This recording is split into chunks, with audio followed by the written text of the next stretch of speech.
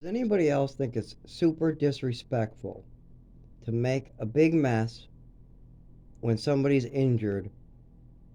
Not this is not my mess. Not clean it up for a month and say that you're perfectly fine at cleaning.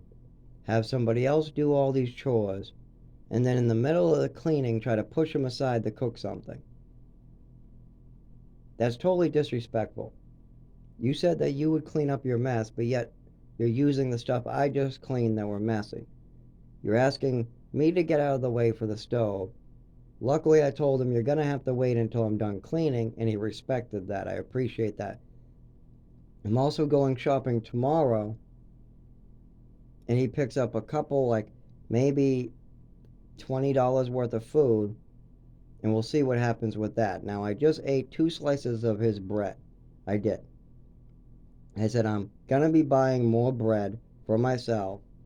I'll give you the 2 slices of bread back if you need it. I'll also be buying a lot more stuff. A lot more. But does anybody else think it's weird that I'm in serious condition? Now remember, he's seen the blood on the wall. He's seen the paperwork. He's seen me crawl up and down stairs. He's seen me have to crawl in my own house to get something that I want. He's seen how serious this is. He's had the New Hampshire Health and Families tell him how serious this is. He's had doctors tell him how serious this is. I've had just about everybody I can think of try to explain what's going on and how you need to act, and what you need to do is take care of yourself. You don't need to take care of me, but you need to take care of your stuff, your bed sheets, your bathroom, your spills. I barely can keep up with my own stuff right now. So I can't do my dishes and yours on top of mine. I can't clean up my spittle in the bathroom and then spend an hour cleaning up hard poop that's yours.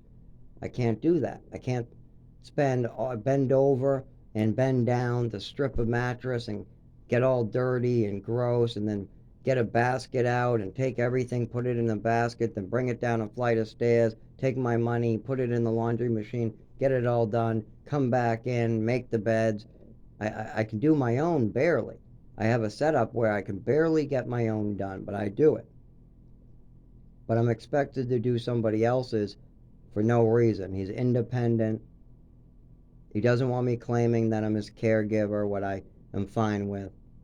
But I bring him to the doctors. I make sure he takes his meds.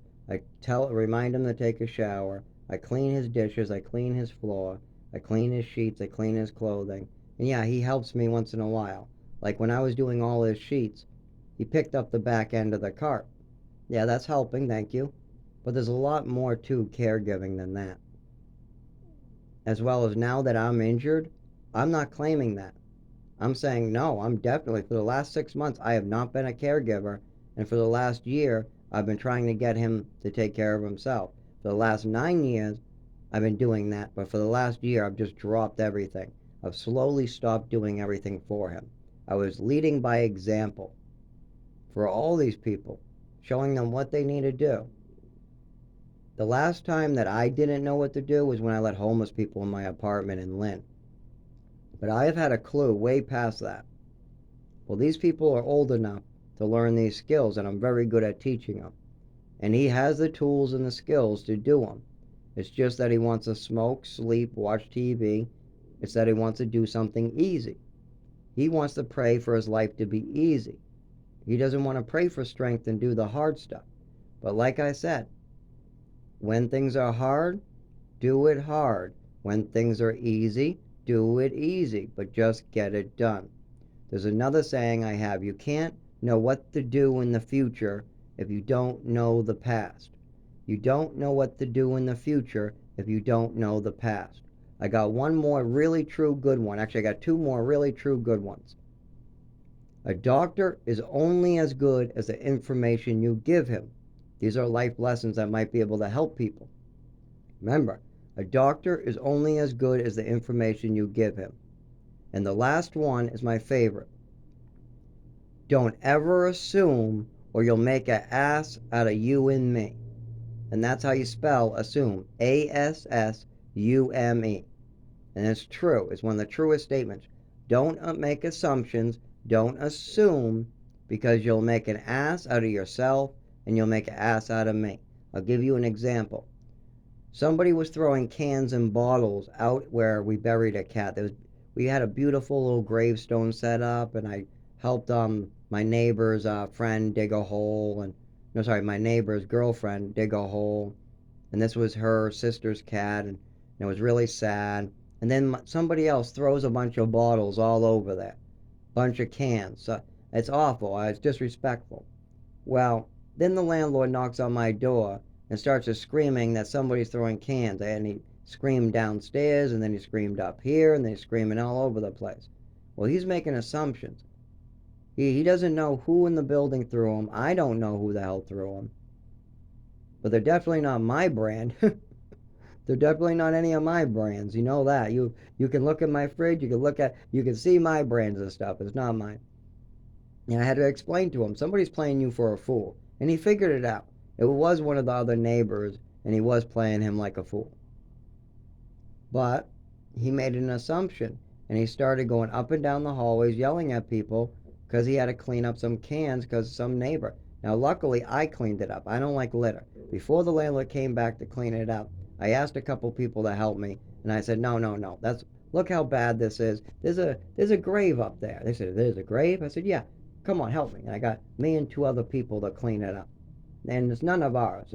Well, I don't know about the third person, but it's not me or my roommate's cans. But we're cleaning it up. We also sweep up the cigarette butts downstairs. I just did that before my injury about 2 months ago. I was squatting, and then I only was able to do one side. But 6 months or a year ago, I was doing it like every month. I was just sweeping up some of the cigarette butts, putting them in a dustpan, throwing them away. There you go. And since I moved in, I've also done beehives, maintenance. I've picked up other people's trash outside, in the back front. I keep my property clean. I keep my apartment clean. But now that I'm asking somebody else to take care of himself, things are going south. And I'm now hurt, so they can clearly see it. The state is clearly seeing this now.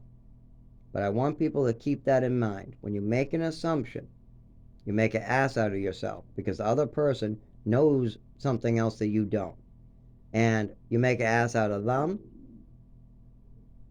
and that's it. You make an ass out of both of you. Don't make assumptions because you don't know shit. You gotta get more information, you gotta ask questions, you gotta kind of investigate a little. Then you know more.